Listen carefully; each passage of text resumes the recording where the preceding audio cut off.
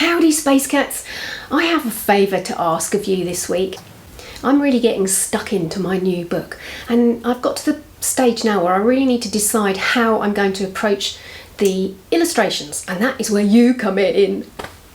I'm really liking my digital sketchpad and Photoshop and have used it for books like Nature Calls and Fidget, but I'm also a watercolour fanatic. So what I'm asking you is if you can watch through this tiny 6-minute video and give me your honest opinion.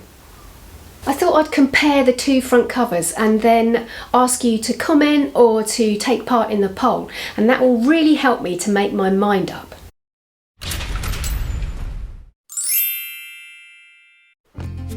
Other than the obvious visual appearance, the difference for me is that there is complete control over digital painting. If you go wrong or need to make a change, it's dead easy. You just delete the layer or recolour it. But the question is, does this control mean the image loses some of its spontaneity? It's great to have an easy way to choose the colour palette and have a lot of different brushes to use. But one of my favourite features on Photoshop is the clipping mask. It makes it so easy to add texture and details.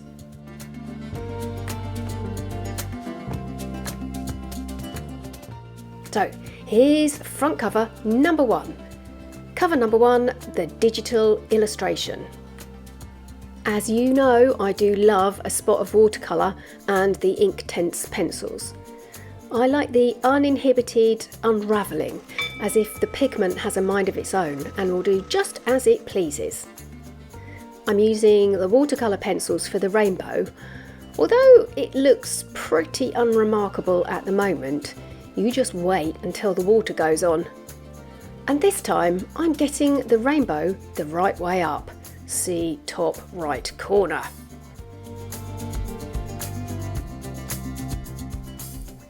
This is the sort of thing I love about watercolour, dropping pigment into very wet paper and seeing how it behaves. It's a collaboration between me, the paint and the paper, and I am very much the gooseberry in this threesome. Here you can see why I love these pencils so much.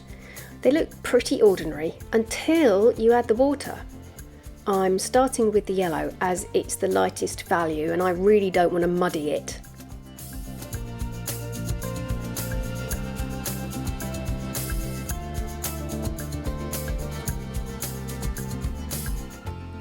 Then it's onto watercolour paint, and this is from a tube of Winsor & Newton Sap Green. You might wonder why I'm doing the cover first before I do any other colour work. It's a good idea to start here, even if it's a work in progress, because then you have an image that you can start marketing. You can upload it to Amazon or send it to your publisher so that they can use it in their catalogues. You have something tangible to show when you are talking about your new book. And you can always change it before publishing if need be. I will probably change this one. I like to do my own lettering for my books, not in the paragraphs in the main text, but the extraordinary text. So the title, my author name, and any words that I really want to draw attention to in the story.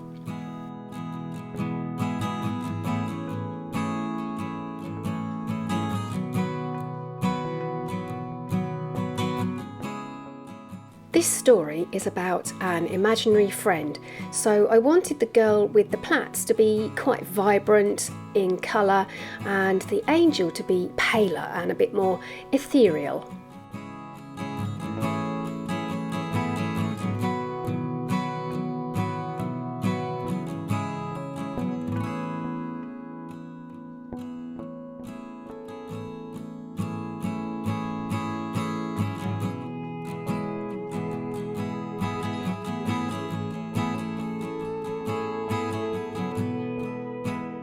Their skin tones are different, as well as hair and clothing.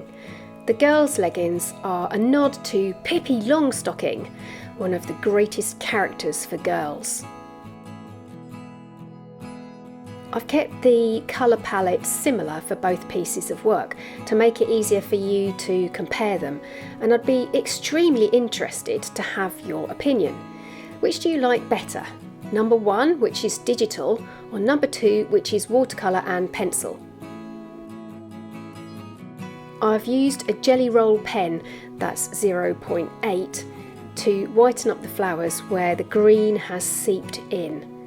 Well, you have to draw the line somewhere with watercolour. It can't have its own way all the time.